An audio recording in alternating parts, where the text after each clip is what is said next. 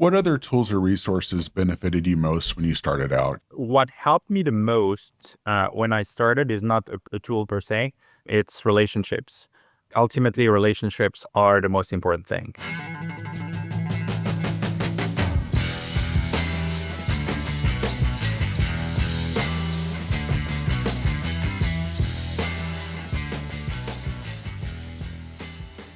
Hi, welcome to the show. I'm your host, Lance Woodson.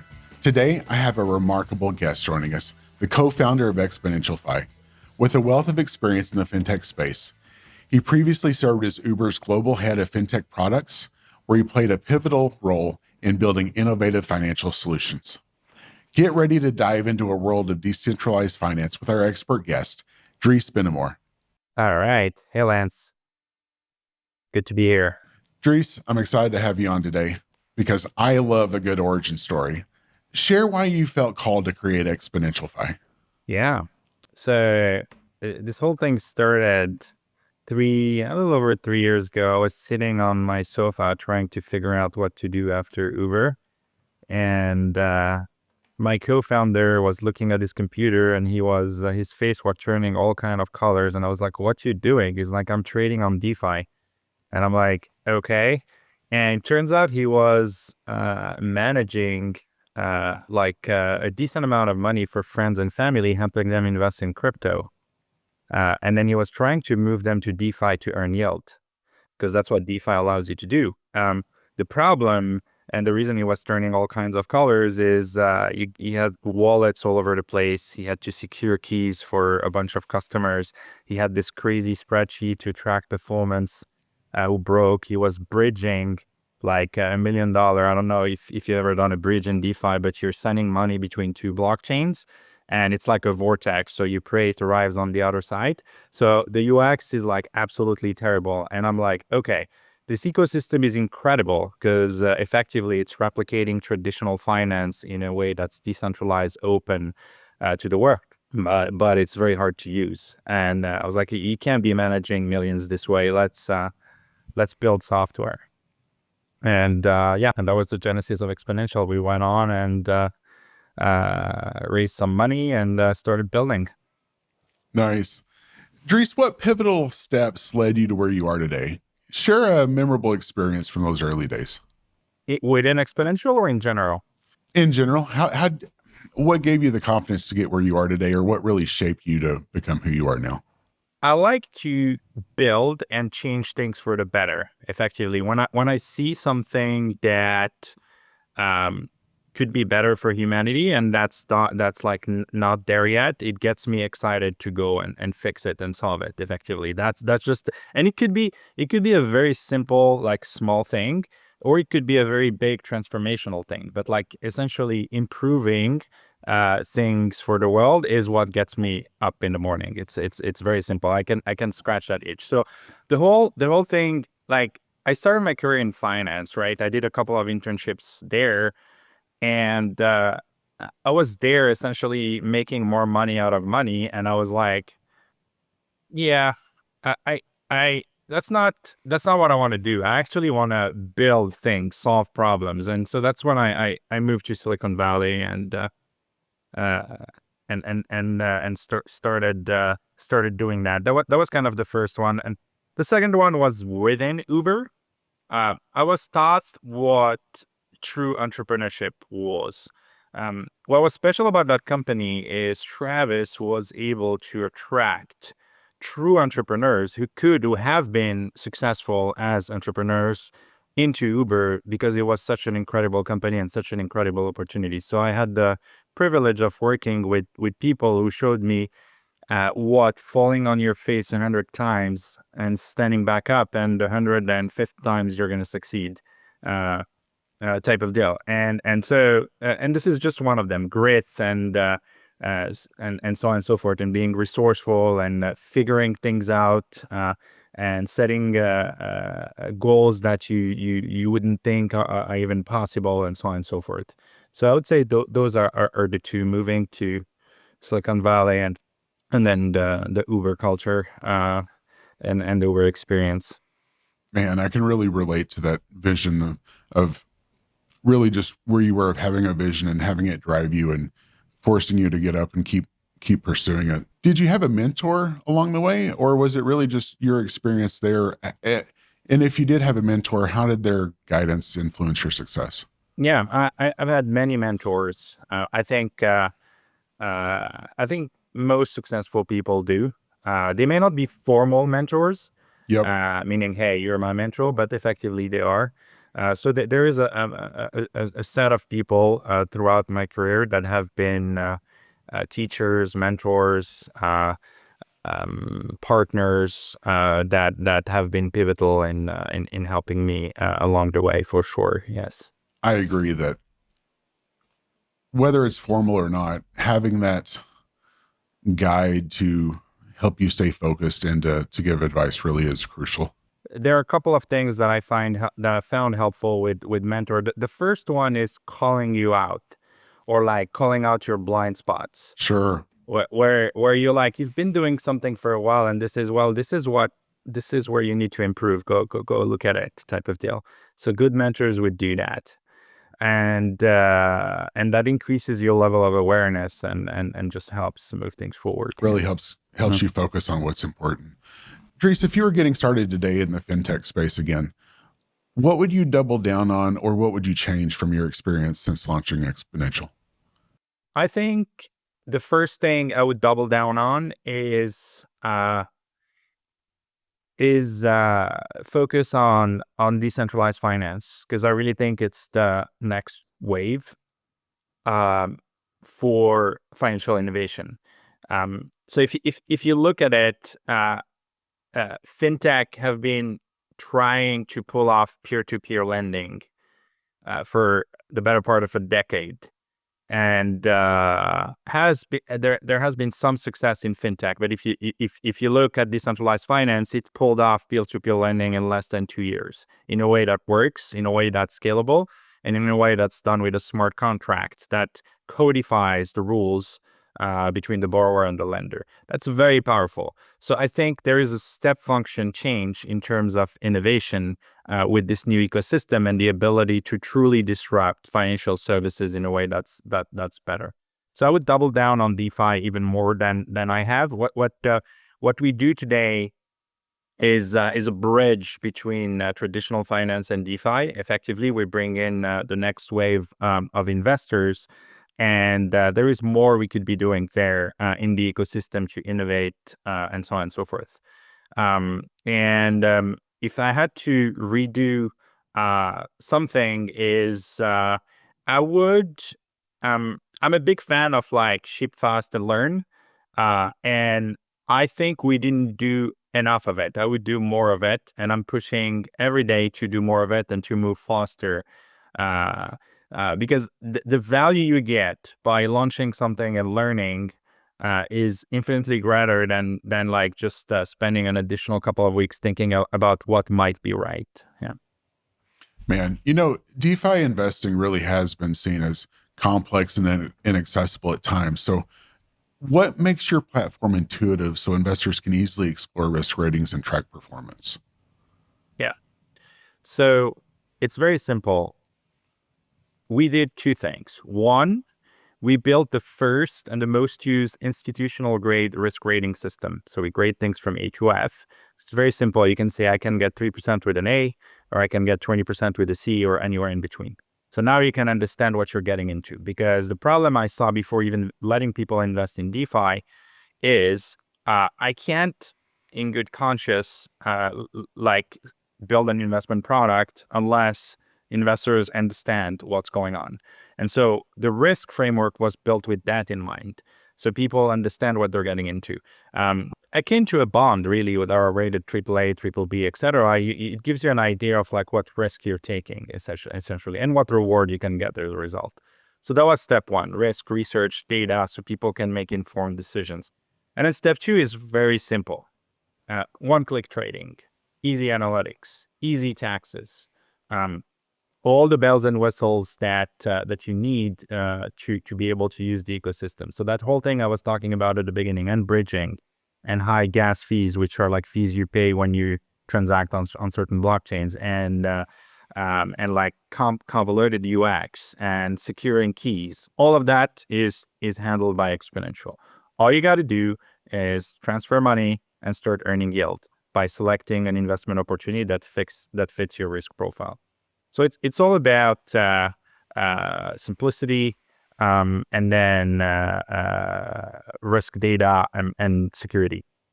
Tell me more about your innovative risk assessment tool, the Rate My Wallet. How does that work? Yeah. So Rate My Wallet is backed by a risk framework. It's just a way to use it. You basically put in your wallet address, and it leverages our framework to grade everything you have in your wallet, or what we cover from A to F. So it helps you cover your blind spots. So a lot of people put in their wallet and they see, oh, I have this thing and it's rated D or F on Exponential. Why? And then they look at it and they're like, oh, it has a reflexivity risk. Reflexivity is meaning, in layman's term, debt spiral risk. It can go to zero overnight, like it happened with some of the project a few years ago. And so there is a structural risk with it. You're not aware of it, and you may have a decent amount of money invested in there. Now you're aware of it, and people would like rebalance and go into things that are better structured or that have less risk or that match. And like I may be willing to give up a couple of percentage points in order to significantly reduce my risk, for example. Or with Exponential, you can find better yield with lower risk, because we help like kind of find those right risk and reward trade-offs. The market is still very inefficient. So that's what our framework allows people to do, navigate DeFi in a way that helps generate yield that makes sense. Nice. Let me kind of change the tables here. As an angel investor, you have firsthand experience in raising money for business, and you have a deep understanding of that process. And capital is absolutely essential for business growth, but there is more to it. What are your insights on the importance of building a community and pooling together resources to achieve financial goals? Yeah. So I think community is critical.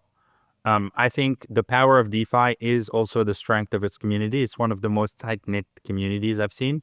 There is a lot of groups that are mostly informal these days, but with Discord getting more formalized over time, where people share insights, discuss, and so on and so forth. So I think a community element is very important. Now, the community also needs tools to be able to like have a basis for a discussion, and so that's what we do. We cover 90% of DeFi. We provide research reports for assets, protocols, chains, pools, and all of that is free and open source. People can go on our site and navigate. And so I think community combined with like the right data and the right tools is very, very powerful. Yeah. What other tools or resources benefited you most when you started out? Because you mentioned the importance of tools and how they empower the community, but how did tools really contribute to your success? What helped me the most when I started is not a tool per se.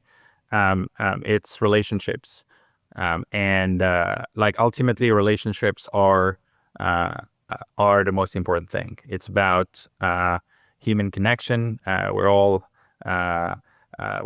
in this together, and so ultimately, over the years, spending time discussing and connecting with the right people, with community, with people you enjoy, you have things in common, and building that up has been by far the most useful thing. And it's not just about leveraging.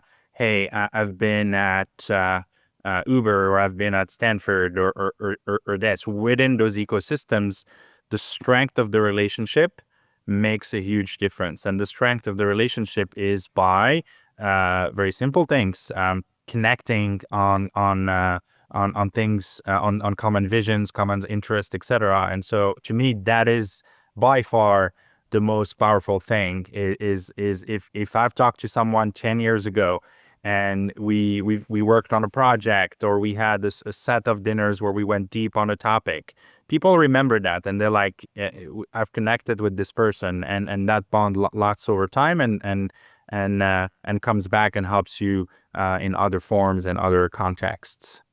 That network of like-minded individuals working together really is the key to success, you're saying.